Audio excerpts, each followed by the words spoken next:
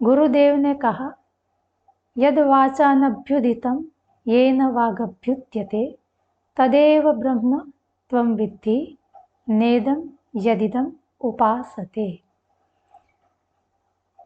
यद वाचा अनभ्युदितं, जो वाणी से बोला नहीं जाता, वाणी जिसको अपना विषय नहीं बनाती है, येन वाच अभ्युद्यते, पर वाणी जिसके सहारे से बोली जाती है, अर्थात संसार के लोग वागेंद्रिय को वाणी का साधन बना पाते हैं, जिसके सहयोग से, वही ब्रह्म है ऐसा तू जान।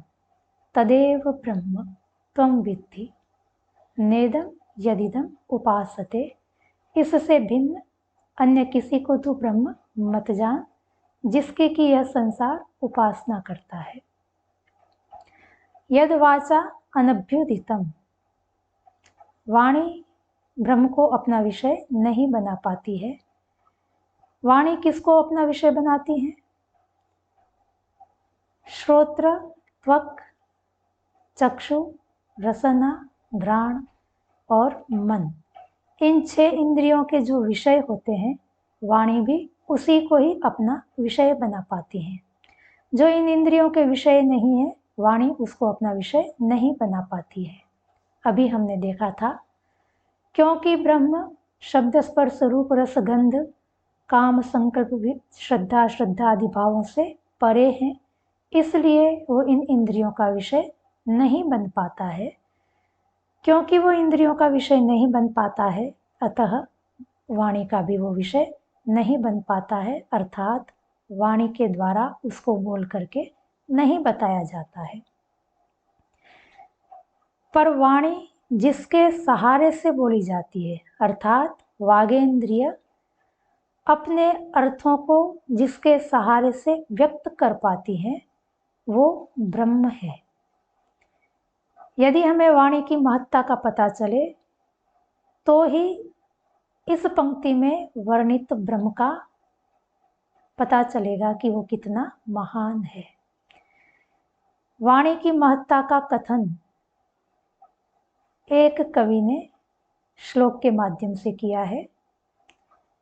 कवि के शब्द हैं, इदम अंधन तमः जायेत कृष्णं भुवनत्रयम् यदि शब्दा वयम ज्योति आसंसारम न दीप्यते।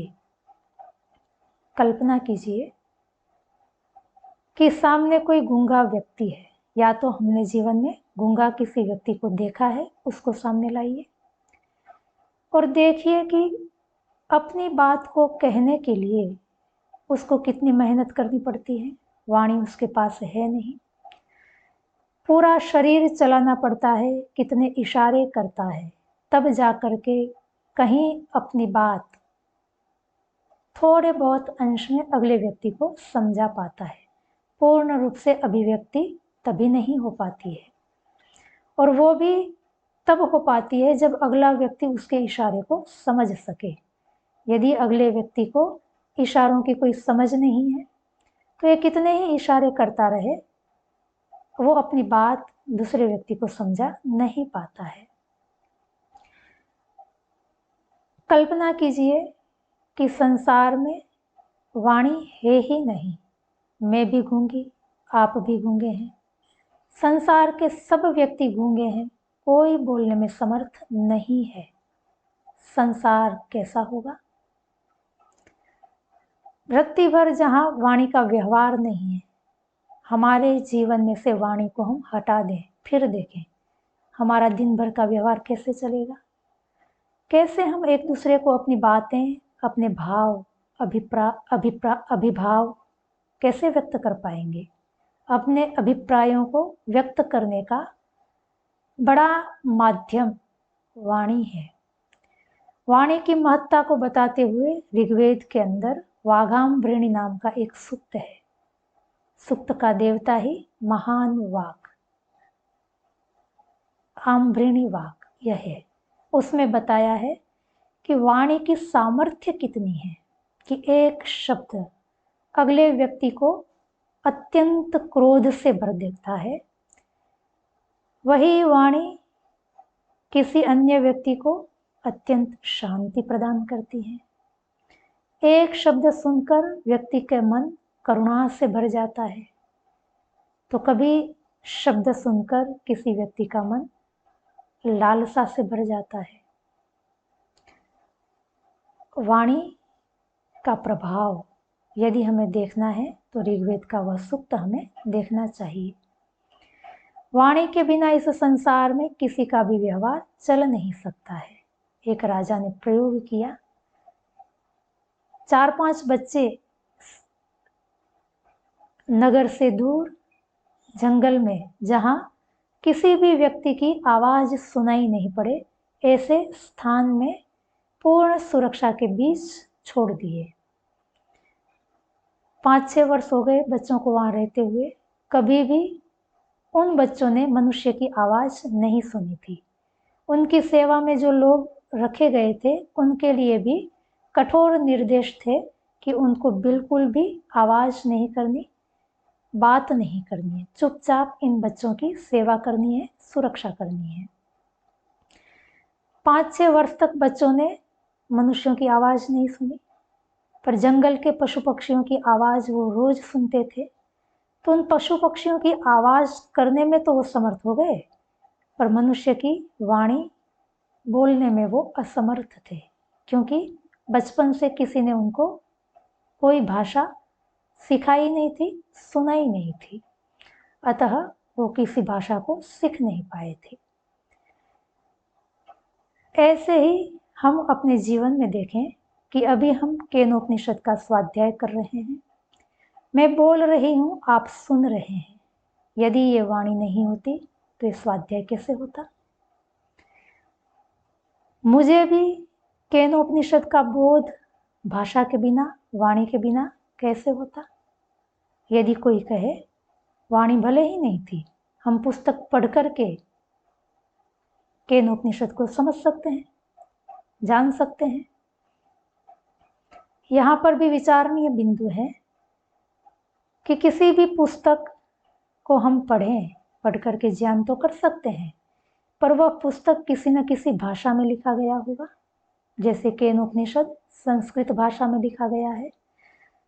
केनोपनिषद से वही व्यक्ति बोध प्राप्त कर सकता है, ज्ञान प्राप्त कर सकता है जो संस्कृत भाषा जानता है।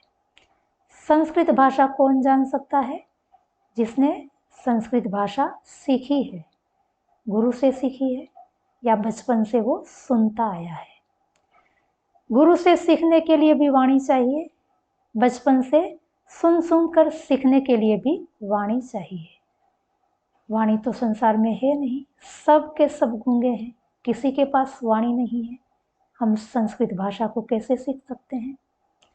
अन्य किसी भी भाषा को कैसे सीख सकते हैं बिना वाणी के? भाषा का होना ही व्यर्थ है। अतः वाणी के बिना ये संसार कैसा होगा, इसकी कल्पना करते हुए कवि ने संस्कृत में 2 पंक्तियां लिखी। इदम अंधन तमः कृष्णम जायेत भुवनत्रयम। भुवनत्रयम अर्थात ये त्रिभुवन, समस्त लोक अंधन तमः पूर्ण अंधकार में, गहरे अंधकार में डूब जाते, यदि शब्दाह्वयम ज्योति ही, शब्द नाम की ज्योति, वाणी नाम का दीपक, आसंसारम न दीप्यते, संपूर्ण संसार को प्रकाशित नहीं करता। अर्थात शब्द नाम की ज्योति, वाणी नाम का दीपक यदि इस समस्त संसार को, त्रिभुवन को प्रकाशित नहीं करता, तो निश्चय से सर्वत्र ही अंधेरा होता, अर्थात कोई भी व्यवहार नहीं चल सकता। जैसे गहरे अंधकार में हम व्यवहार करने में असमर्थ होते हैं, कोई भी व्यवहार नहीं कर पाते हैं, ऐसे ही यह समस्त संसार अंधकार में चला जाता, अर्थात कोई भी व्यवहार करना हमारे लिए संभव नहीं था। इतनी महत्ता वाणी की हमारे जीवन में है।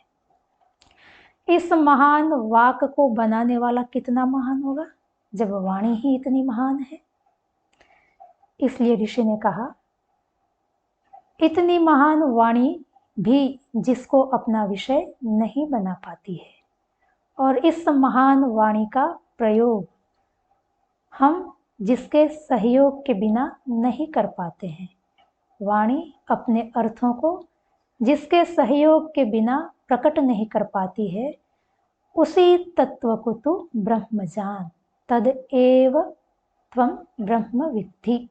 तद एव, एव अर्थात ही, भार दिया जा रहा है, भार देकर के ऋषि कह रहे हैं, उसको ही तू ब्रह्म जान।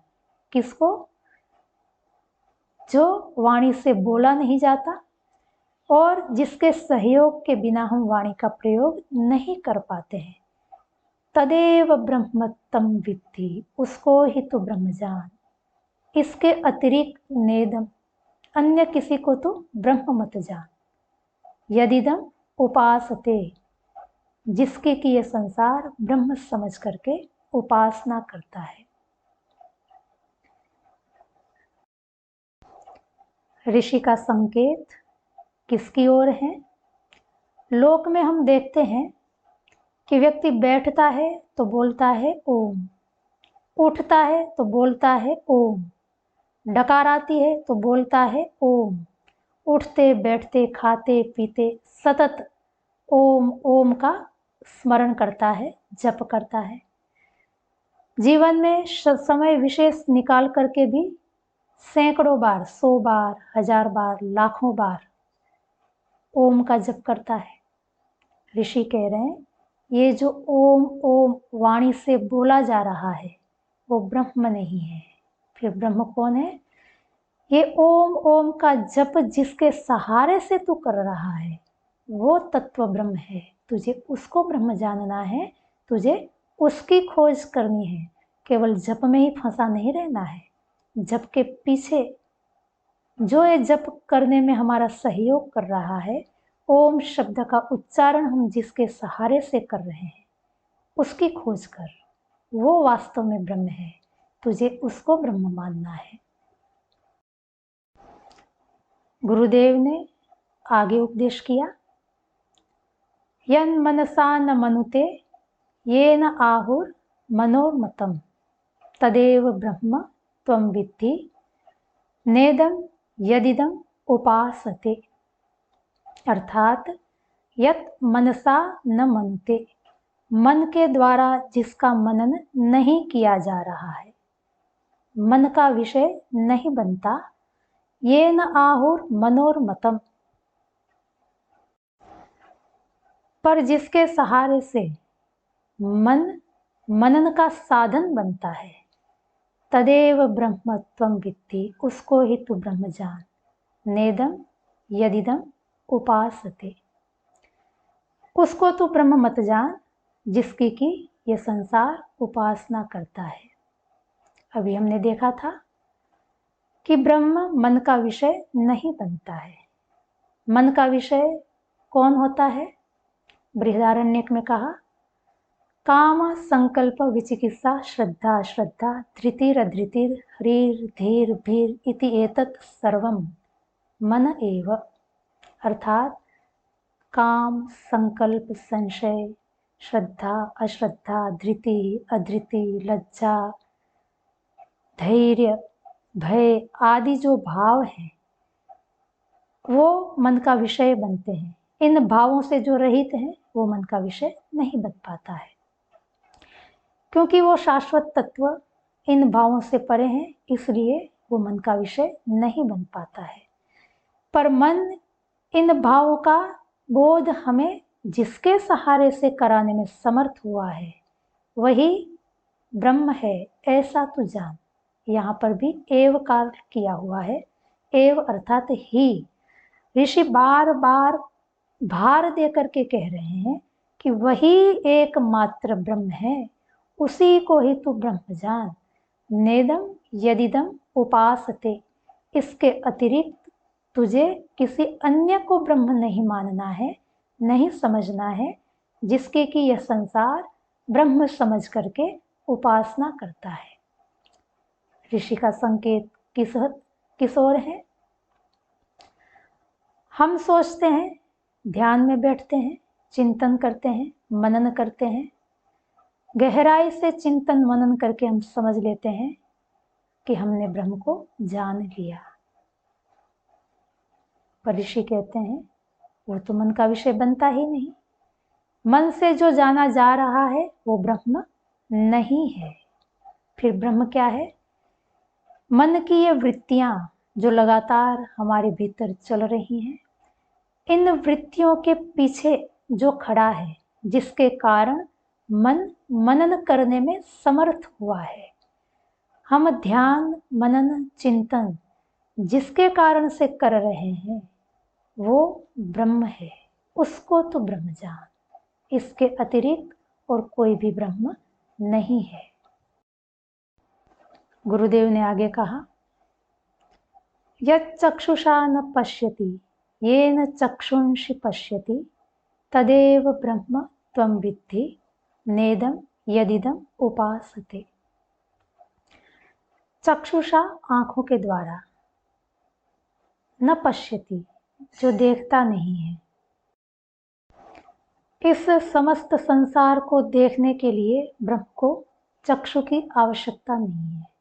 चक्षु से वो इस संसार को नहीं देखता है। संसार को तो देखता है पर चक्षु से नहीं देखता है। पर ये चक्षु जिसके सहयोग से संसार को देखने में समर्थ हुई है, जीवात्मा चक्षु को जिसके सहयोग से देख पा रहा है, चक्षु इंद्रिय का प्रयोग कर पा रहा है, तदेव ब्रह्म त्वं विद्धि नेदम यदिदम उपासते। उसको ही तू ब्रह्म जान, इसके अतिरिक्त अन्य किसी तत्व को तू ब्रह्म मत जान, जिसका कि यह संसार ब्रह्म समझ करके उपासना करता है। ऋषि कहते हैं, संसार की वो वस्तुएं जो हमें आंखों से दिखाई देती हैं, जिसको कि हम ब्रह्म समझ बैठते हैं, वास्तव में वो ब्रह्म नहीं है। तो उसको ब्रह्म मत समझ। क्यों? ब्रह्म कभी भी चक्षु इंद्रिय का विषय नहीं बनता है। चक्षु से देखने योग्य वो नहीं है। चक्षु से वो कभी भी दिखाई नहीं देगा। अतः इस संसार में चक्षु से दिखाई देने वाली जो भी वस्तु है, जिसको कि यह संसार ब्रह्म समझ करके उपासना करता है, वास्तव में वो ब्रह्म नहीं है। तदेव ब्रह्म, ब्रह्म तो वह ही है जो चक्षु से देखता नहीं है, पर चक्षु जिसके सहारे से इस संसार को दिखाने में समर्थ होती है, उसी को ही तू ब्रह्म जान। इसके अतिरिक्त अन्य किसी को तू ब्रह्म मत जान। ऋषि ने आगे कहा, यत् श्रोत्रेण न शृणोति येन आहुर येन श्रोत्रम इदं श्रुतम तदेव ब्रह्म त्वं विद्धि नेदम यदिदम उपासते। अर्थात यत् श्रोत्रेण न शृणोति, संसार को तो सुनता है, हमारी हर आवाज वो सुन रहा है, सबकी आवाज सुन रहा है, कौन क्या बोल रहा है, कैसा बोल रहा है, बहुत अच्छी तरह से सुन रहा है। पर हम सबको सुनने के लिए उसको कान की आवश्यकता नहीं है। जैसे हमें सुनने के लिए कान चाहिए, बिना कान के हम सुन नहीं सकते, पर उस ब्रह्म को सुनने के लिए कान की आवश्यकता नहीं है। बिना कान के जो सुनता है, ये न श्रोत्रम इदम श्रुतम, पर श्रोत्र सुनने के लिए समर्थ जिसके कारण से हो पाए हैं, श्रोत्र में सुनने की सामर्थ्य जिसने भरी है, तदेव ब्रह्म त्वं विद्धि नेदम यदिदम उपासते। उसी को ही तू ब्रह्म जान, इसके अतिरिक्त अन्य किसी को ब्रह्म मत जान, जिसकी कि यह संसार ब्रह्म समझ करके उपासना करता है। ऋषि का कथन है कि हमको कान में आकर के किसी ने मंत्र दे दिया कि यही ब्रह्म है, इसी की ही तो उपासना कर।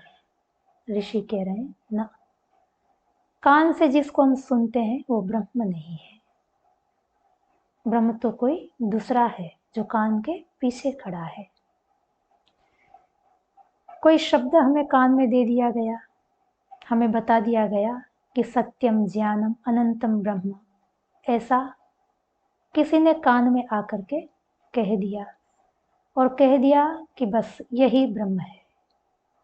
ऋषि कहते कि नहीं, ब्रह्म सुनने का विषय नहीं है, श्रोत्र का कभी वो विषय बन नहीं सकता।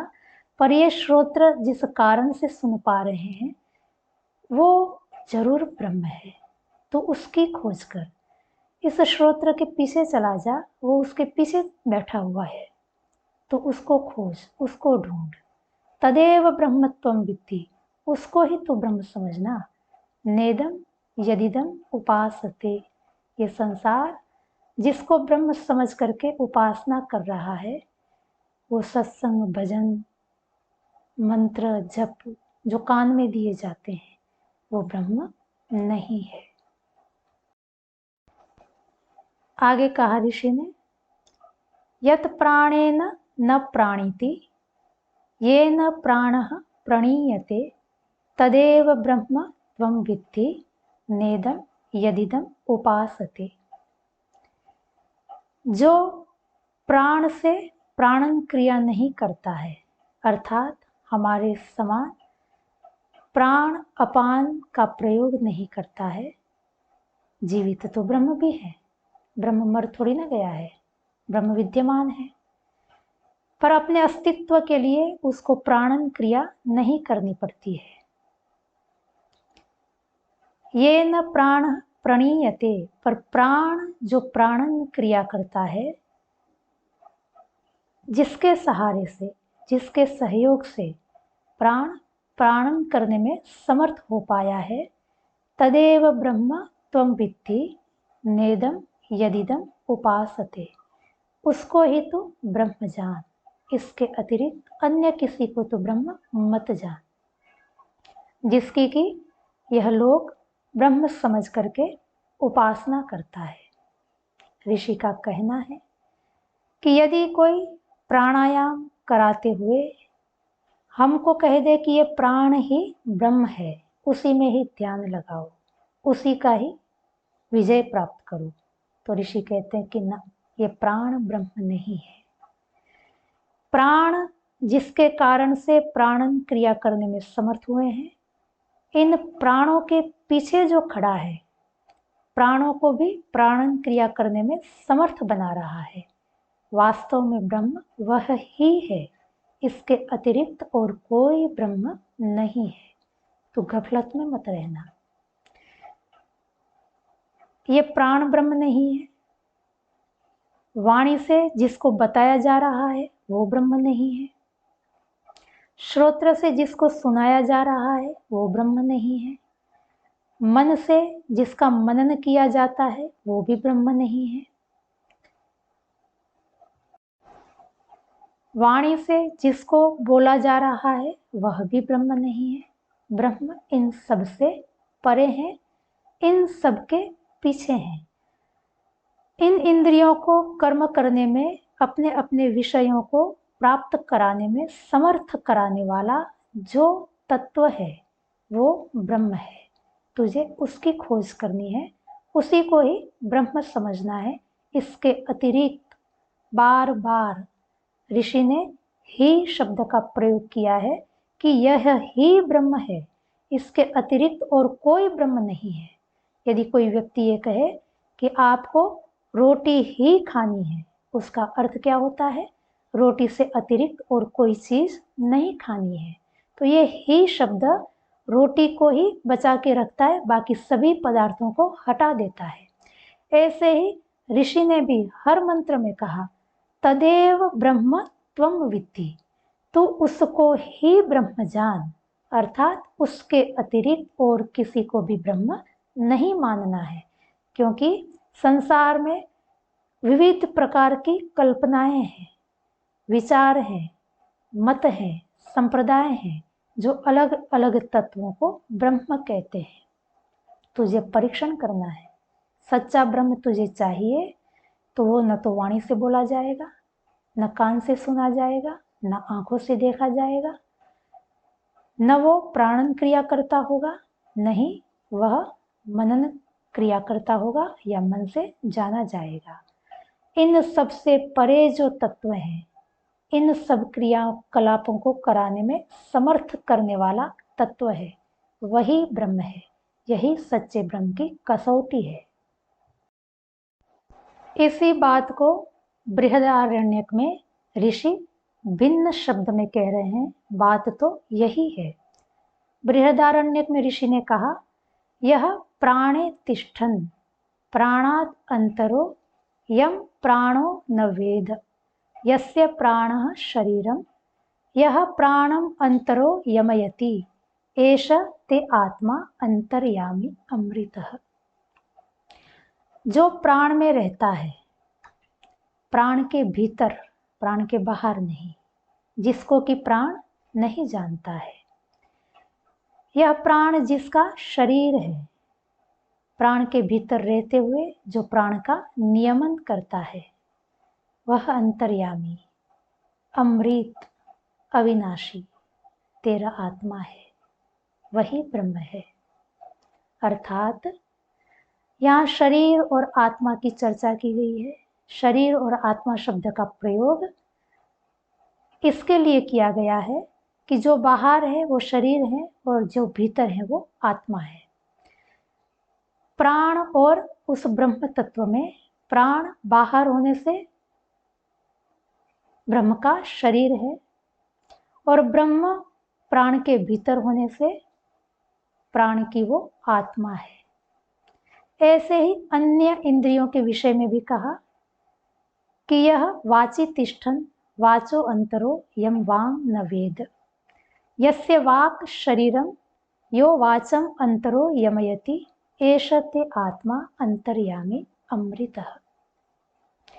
जो वाणी में रहता है, वाणी के भीतर है, जिसको वाणी नहीं जानती है, जो वाणी के भीतर रहते हुए वाणी का नियमन करता है, अंतर्यामी, अविनाशी, अमृत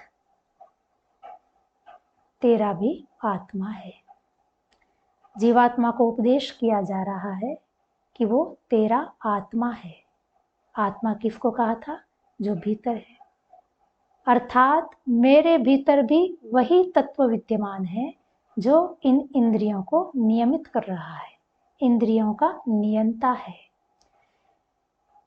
जो मेरे भीतर है वो तत्व क्या इस शरीर से बाहर हो सकता है? नहीं। बाहर, शरीर के बाहर होने का मतलब वो मुझे इस शरीर से बाहर मिल सकता है? नहीं मिल सकता। तो इस संसार में हम ब्रह्म की खोज करने के लिए बाहर जाते हैं, नदी नालों में, पत्थर पहाड़ों में घूमते रहते हैं। ऋषि ने कहा, स्पष्ट शब्दों में कहा कि ब्रह्म तेरे भीतर है, उसी को ही तू ब्रह्म जान जो तेरे भीतर तेरे इंद्रियों का नियंता है। उसके अतिरिक्त तेरे शरीर से बाहर ब्रह्म नहीं है। तुझे ब्रह्म का दर्शन तेरे भीतर ही होगा। यद्यपि ब्रह्म सर्वव्यापक है, फिर भी तुझे ब्रह्म तेरे भीतर मिलेगा। जैसे हवा सर्वत्र व्यापक है, पर मुझे वही हवा प्राण अपान क्रिया में सहयोगी है जो मेरे पास है। ठीक ऐसे ही यद्यपि ब्रह्म सर्वत्र व्यापक है, पर मुझे ब्रह्म के दर्शन वहीं होंगे जहां मैं हूँ, और मैं कहाँ हूँ? इस शरीर के भीतर। इसलिए मुझे बाहर ब्रह्म की खोज नहीं करनी है, मुझे भीतर देखना है। इंद्रियों के पीछे जाना है। अतिक्रम्य अतिमुच्य धीराः, इंद्रियों के अतिक्रमण करके फिर मुझे देखना है तो वो ब्रह्म तत्व मेरे भीतर ही मुझे दिखाई देगा। मुझे ब्रह्म की खोज के लिए कहीं भी जाने की आवश्यकता नहीं है। आज बस इतना ही। वाणी को विराम। ओम शांति।